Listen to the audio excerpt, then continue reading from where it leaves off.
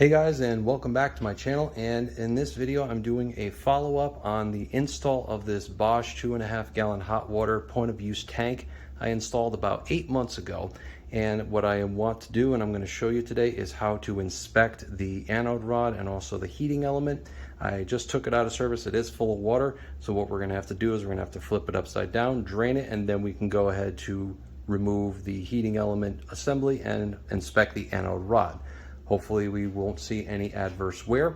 It's only been in service for about 8 months, but after learning my lesson for not doing any service on my old one for 6 years, I definitely want to keep on top of it. So now let's go ahead and drain out the water.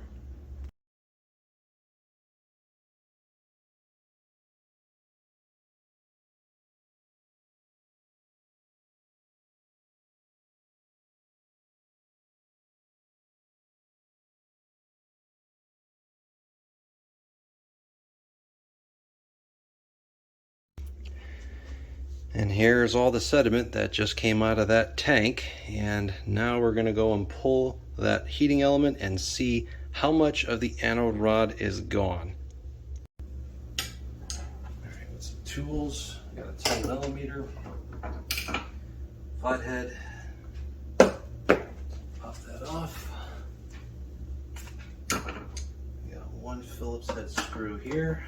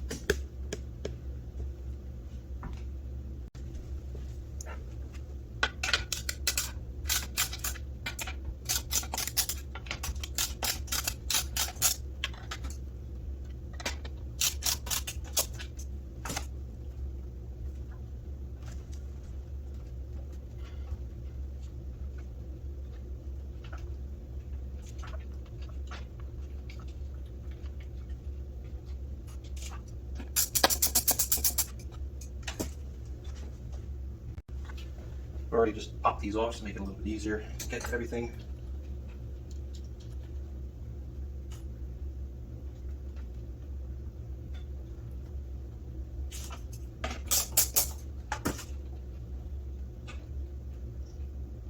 This is what holds the thermocouple in there.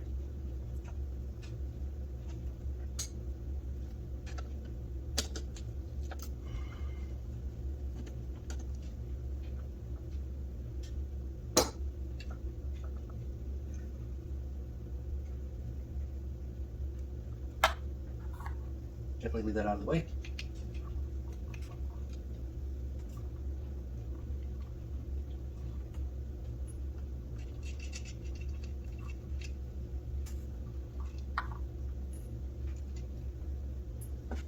It's the moment of truth.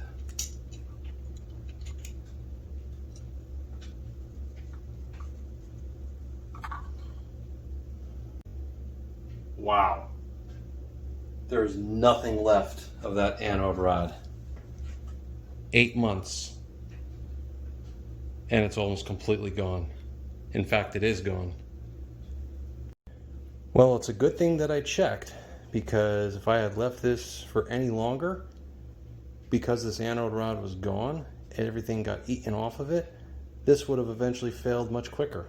So I must have very high mineral content in my water.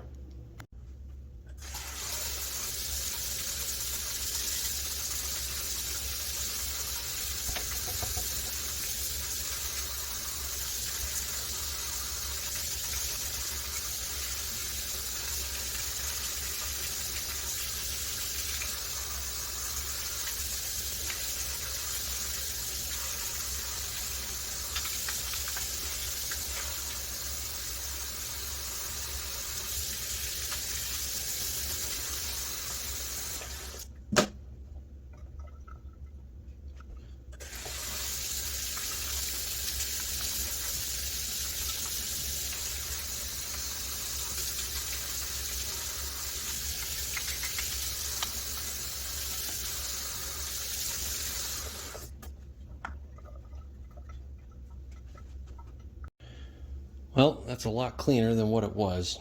Now, this should come off pretty easily. They're just threaded in there. And that's it. Let's go get a new anode rod. Here's the new anode rod, and they can be picked up for about $11 to $14, but as you can see, there's nothing left of the old one, so let's go ahead and replace it. It should just thread right in.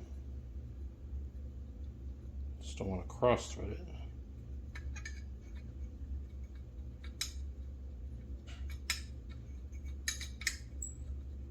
There you go.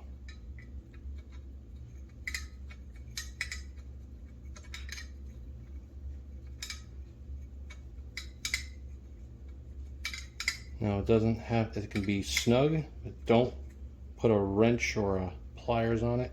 Just give it a good tighten with your hands. That way everything goes back nice and neat.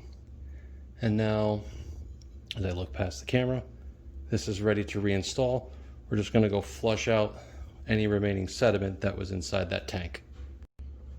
There's quite a bit of sediment in there. Just going to see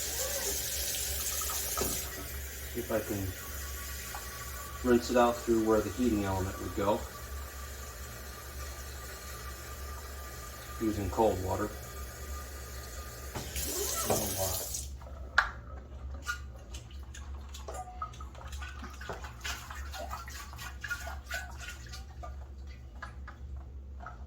Be careful with this thermal couple.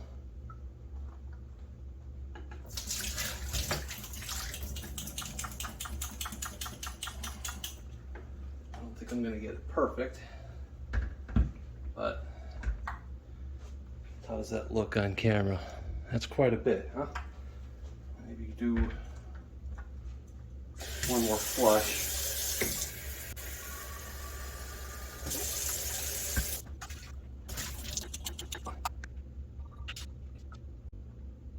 I don't see any rust though.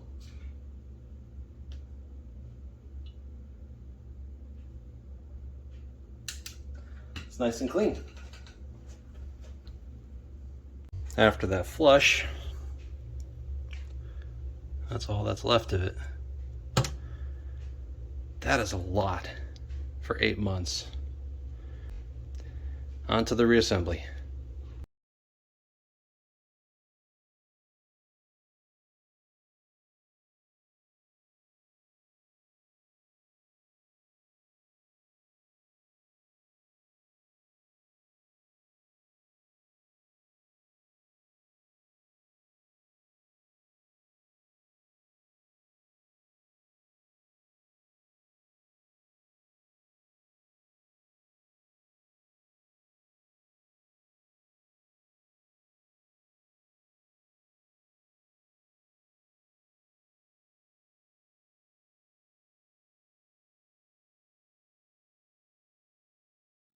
Now we can go ahead and button up the rest of it here.